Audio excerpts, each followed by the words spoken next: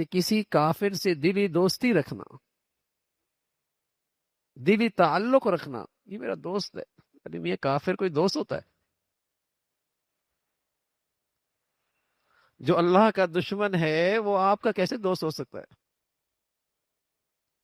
اسلام میں اس کی اجازت نہیں ہے.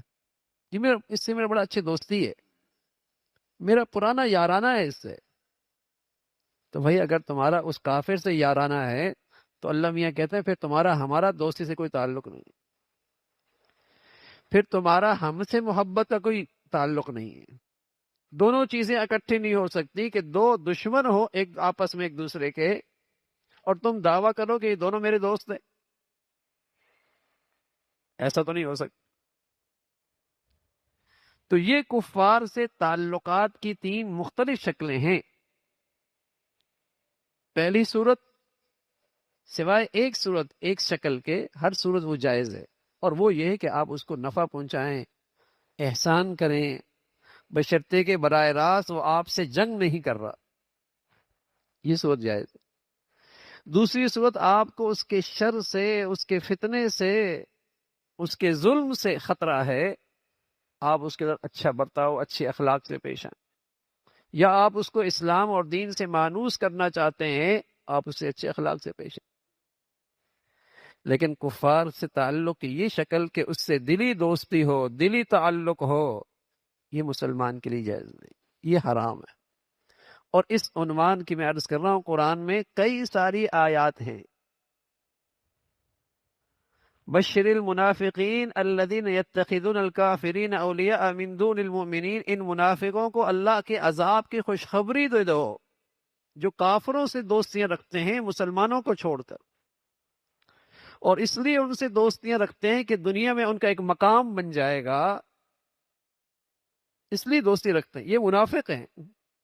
بلکہ یوں کہیے کہ کفار سے دلی دوستی یہ پیمانہ ہے نفاق کا اور ایمان کا. کفار سے تعلقات یہ ایک پیمانہ بھی ہے نفاق کا اور منافق کا اور مومن کے درمیان فرق کرنے والی چیز بھی ہے کہ منافق کفار سے دوستیاں رکھتا ہے اور مسلمانوں سے دشمنی رکھتا ہے. منافق آدمی جس میں اندر نفاق ہے وہ مسلمانوں سے دشمنی رکھتا ہے اور کفار سے دوستیاں رکھتا ہے. وہ مسلمانوں سے دور ہونا چاہتا ہے، کفار کے قریب ہونا چاہتا ہے. اور ایمان والا کفار سے دشمنی رکھتا ہے اور مسلمانوں سے نرم رویہ اختیار کرتا ہے، درگزر کا معاملہ کرتا ہے، معافی کا معاملہ کرتا ہے، دوستی کا ہاتھ بڑھاتا ہے. اذلۃ علی المؤمنین اعزۃ علی الکافرین، مسلمانوں کے لیے نرم ہے، کفار کے لیے طاقتور ہے. رحماء بینہم، مسلمان آپس میں ایک دوسرے پہ مہربان ہیں.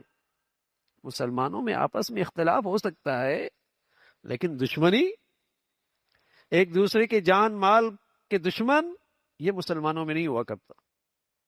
یہ مسلمانوں میں اس کی کوئی گنجائش نہیں ہے. بلکہ قرآن مجید کا ایک پیغام ہے کہ کوئی مسلمان کو جائز سمجھ کے قتل کرے گا تو وہ ہمیشہ کا جہنمی ہے.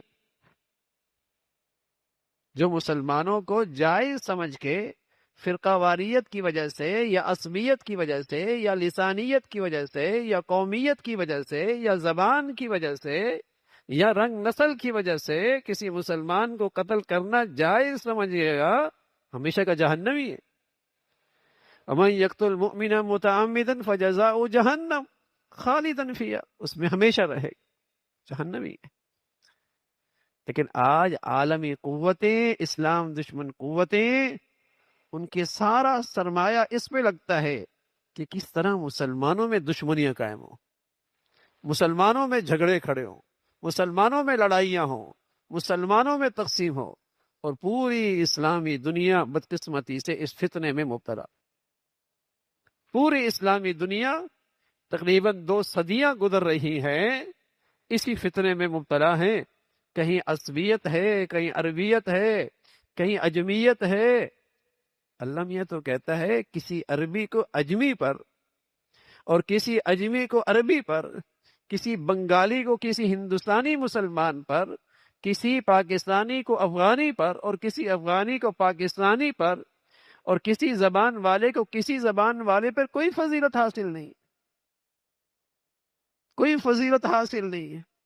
ہاں، فضیلت کی چیز اگر ایمان کے بعد ہے تو وہ تقوی ہے، وہ پرہیزگاری ہے، وہ اللہ کا قرب ہے۔ باقی سب کا خون برابر ہے اسلام کی وجہ سے، پھر سب کا خون برابر ہے، عزت آبرو برابر ہے ایمان کی وجہ سے۔